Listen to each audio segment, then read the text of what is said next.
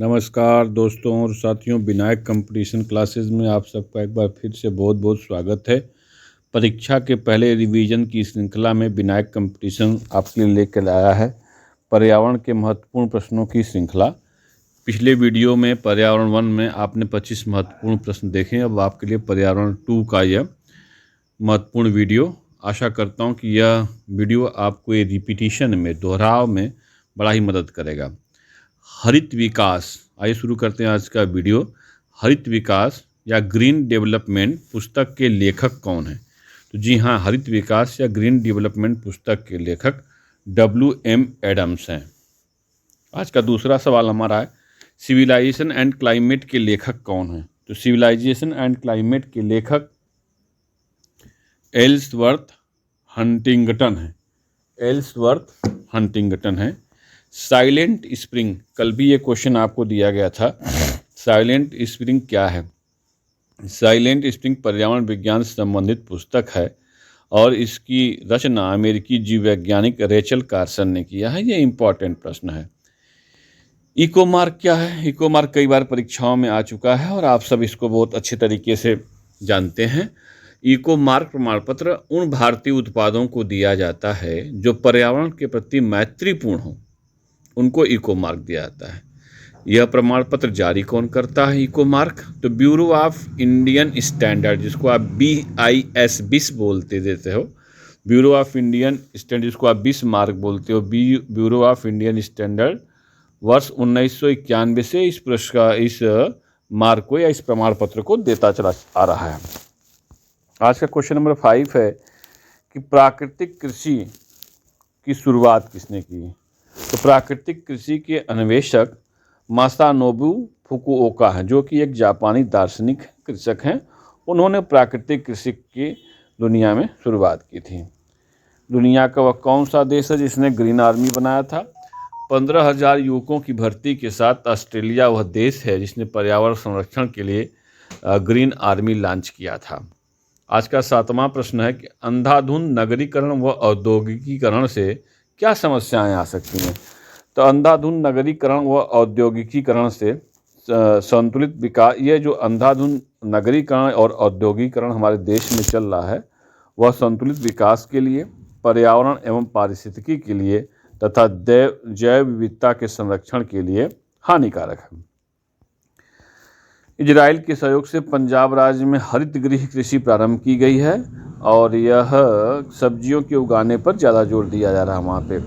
Green wash का क्या अर्थ है? जैसे आप ब्रेन वॉश सुना ना, किसी का ब्रेन वॉश कर देना, यानी इसमें जो चीज़ें हैं उसको हटा देना। उसी तरीके से ग्रीन वॉश का क्या अर्थ है?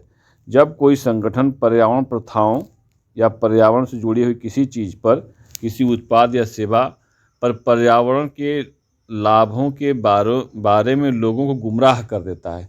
नहीं, कोई दिक्कत नहीं होगी भाई, पर्यावरण सेफ आ जाएगा, कोई समस्या नहीं है, ऐसा करके गुमराह करता है, तो इसका मतलब वो ग्रीन वॉश कर रहा है। क्या कर रहा है? वो ग्रीन वॉश कर रहा है जी, मतलब पर्यावरण के प्रति गुमराह करना ही ग्रीन वॉश है। आज का प्रश्न नंबर 10 है कि विश्व पर्यावरण दिवस कब मनाया जाता है? ये बहुत ही इम्पॉर्टेंट प्रश्न है और आप सब लोग जानते हो कि कई बार यूपी टेट, सुपर टेट, अन्य परीक्षाओं में ये प्रश्न आता चला आ रहा है। तो ये विश्व पर्यावरण दिवस प्रतिवर्ष 5 जून को मनाया जाता है। 5 जून वर्ष 1972 में स्टॉकहोम में सम्मेलन हुआ था, उसी की याद में मनाया जाता था। उसी दिन निर्णय लिया गया था और पहला पर्यावरण दिवस वर्ष 1973 में मनाया गया था। पारिस्थितिकी तंत्र की संकल्पना किसने की है भैया? पारिस्थितिकी तंत्र की संकल्पना वर्ष 1935 में A.G. टांसले ने की थी।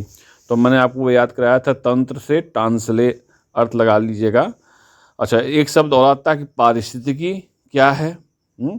पारिस्थितिकी किसे कहते हैं? पारिस्थितिकी जीव विज्ञान की वह शाखा है जिसमें जीव समुदाय तथा उनके वातावरण के मध्य, जिस वातावरण में वो जीव समुदाय रहता है, के पारस्परिक संबंधों का अध्ययन किया जाता है।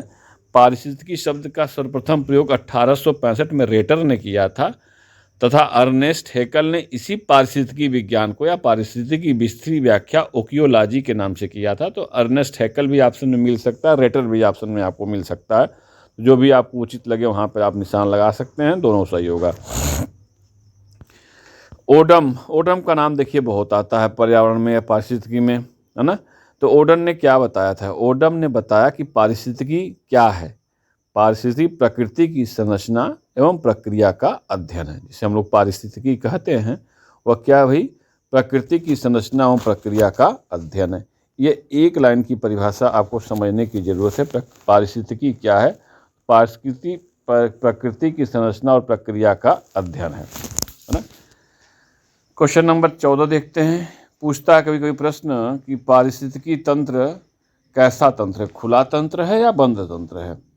तो खुला तंत्र और बंद तंत्र का परिभाषा आप लोगों को थोड़ी सी नई होगी कि पारिस्थितिकी तंत्र को याद कर लीजिएगा भैया कि पारिस्थितिकी तंत्र एक खुला तंत्र है। क्यों खुला तंत्र है? क्योंकि इसमें ऊर्जा का प्रवाह होता है, पदार्थों का लगातार निवेश होता है तथा बहिर्गमन होता है। तो कोई नई चीज़ें बनती रहती हैं, बिगड़ती रहती हैं। यह पारिस्थितिकी तंत्र है।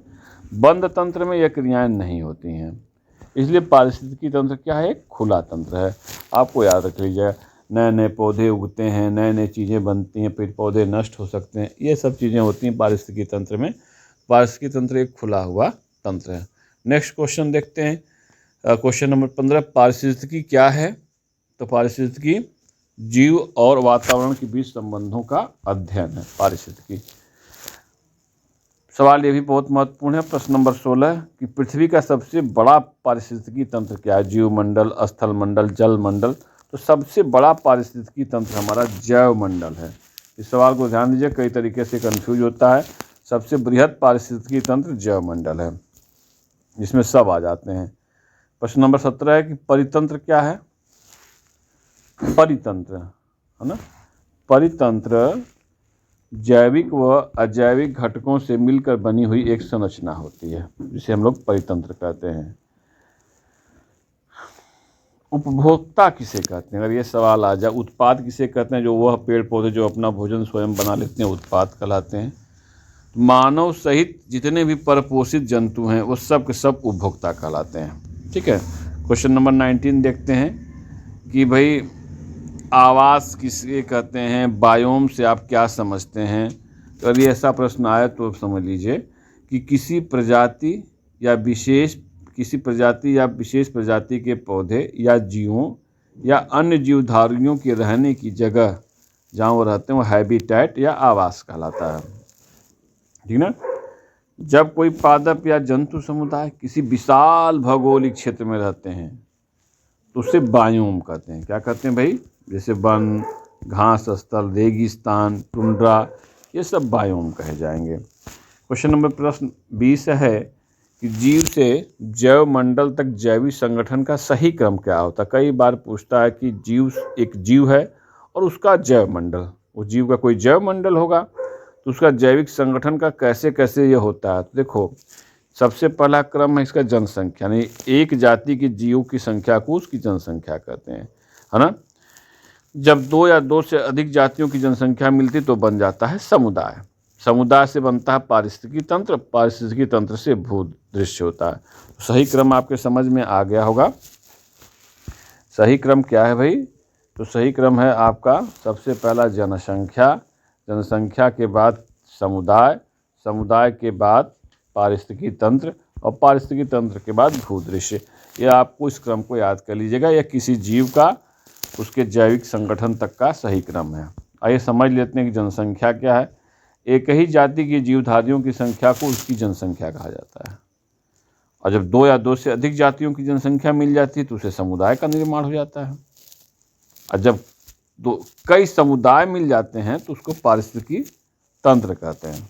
और जब कई पारिस्थितिकी तंत्र मिल जाते हैं तो उससे एक निश्चित भू क्षेत्र या उससे अधिक, जिसमें एक से अधिक पारिस्थितिकी तंत्र पाए जाते हैं तो उसको निश्चित भू क्षेत्र कहा जाता है। एक निश्चित भू क्षेत्र कहलाता है।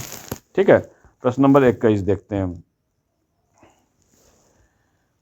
प्रश्न पूछता है कि भाई तालाब, झील कैसा पारिस्थितिकी तंत्र है? तो तालाब व झील यह प्राकृतिक पारितंत्र है, जबकि बगीचा तथा खेती, जैसे पूछेगा धान का खेत तो यह बगीचा, यह मानव ने लगाया है, ये सब मानव निर्मित परितंत्र हैं, इसको कृत्रिम परितंत्र कहते हैं। जबकि तालाब, झील, वन ये प्राकृतिक परितंत्र हैं। क्वेश्चन नंबर 22 देखते हैं। सामुद्रिक पारिस्थितिकी तंत्र इससे पूछेगा आपसे प्रश्न, पृथ्वी का सर्वाधिक क्षेत्र में फैला हुआ पारिस्थितिकी तंत्र कौन है। पृथ्वी पर आप देख ही रहे हो कि समुद्र सबसे ज़्यादा है। पृथ्वी के सर्वाधिक क्षेत्र पर फैला हुआ जो पारिस्थितिकी तंत्र है वह है सामुद्रिक पारिस्थितिकी तंत्र को पृथ्वी पर का सर्वाधिक फैला हुआ पारिस्थितिकी तंत्र कहते हैं। सबसे अधिक स्थिर पारिस्थितिकी तंत्र किसे कहते हैं। तो सागरीय या महासागरीय पारिस्थितिकी तंत्र को सबसे स्थिर पारिस्थितिकी तंत्र कहा जाता है। तथा समुद्र क्या है भाई, समुद्र विश्व का विशालतम पारिस्थितिकी तंत्र है। ठीक है। क्वेश्चन नंबर 24 देखते हैं, वनों का कटना से क्या मुख्यतः समस्या आती है। तो वनों का कटना या लकड़ी का कटना पारिस्थितिकी संतुलन को बनाए रखने में मदद नहीं करता है, इसलिए वन नहीं काटे जाने चाहिए, वनों का उन्मूलन नहीं होना चाहिए, ठीक ना, ताकि हमारा पारिस्थितिकी संतुलन बना रहे। फूड चेन या क्या, फूड चेन या खाद्य श्रृंखला में मानव की स्थिति क्या है। ऐसा प्रश्न बनता है, फूड या चेन या खाद्य श्रृंखला में मानव क्या है। तो प्राथमिक उपभोक्ता है, या तो मांस खाता है तो द्वितीयक उपभोक्ता है। तो दोनों स्थिति हो सकती है मानव की। कोई शाकाहारी मानव है तो प्राथमिक उपभोक्ता है, ठीक है, और मांसाहारी है तो द्वितीयक उपभोक्ता में आ जाएगा। तो दोनों हो सकता है, फूड चेन या खाद्य श्रृंखला मानव की स्थिति प्राथमिक या द्वितीयक उपभोक्ता की है। ये 25 महत्वपूर्ण प्रश्न थे जो आपकी परीक्षा के लिए बड़े ही इम्पॉर्टेंट थे। मैंने वन लाइनर में इसको दिया है ताकि आपको पढ़ने में और याद करने में, दिमाग को बनाए रखने में आसानी रहे। तो आशा करता हूँ कि वीडियो आपको पसंद आएगा और अपनी बातें कमेंट सेक्शन में लिखना न भूलिए। अधिक से अधिक चैनल को सब्सक्राइब करिए ताकि एग्ज़ाम तक 23 जनवरी को जो यूपी टेट का एग्ज़ाम है उस तक मैं आपको हर विषय का लगभग एक अच्छा वीडियो दे सकूं, अच्छे प्रश्नों का संग्रह दे सकूं। Thanks to all of you.